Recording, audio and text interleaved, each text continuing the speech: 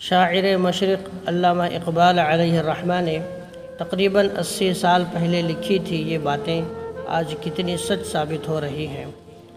کل مذہب پوچھ کر بخش دی تھی جان میری، آج فرقہ پوچھ کر اس نے ہی لے لی جان میری۔ مت کرو رفع یدین پر اتنی بحث مسلمانوں، نماز تو ان کی بھی ہو جاتی ہے جن کے ہاتھ نہیں ہوتے۔ تم ہاتھ باندھنے اور ہاتھ چھوڑنے پر بحث میں لگے رہو اور دشمن تمہارے ہاتھ کاٹنے کی سازش میں لگے ہیں۔ زندگی کے فریب میں ہم نے ہزاروں سجدے قضا کر ڈالے، ہمارے جنت کے سردار نے تو تیروں کے برسات میں بھی نماز قضا نہیں کی۔ سجدہ عشق ہو تو عبادت میں مزہ آتا ہے، خالی سجدوں میں تو دنیا ہی بسا کرتی ہے۔ لوگ کہتے ہیں کہ بس فرض ادا کرنا ہے، ایسا لگتا ہے کوئی قرض لیا ہو رب سے۔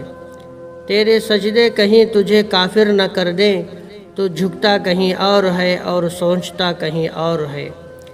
کوئی جنت کا طالب ہے تو کوئی غم سے پریشان ہے، ضرورت سجدہ کرواتی ہے عبادت کون کرتا ہے۔ کیا ہوا تیرے ماتھے پر ہے تو سجدے کا نشان، کوئی ایسا سجدہ بھی کر جو چھوڑ جائے زمین پر نشان۔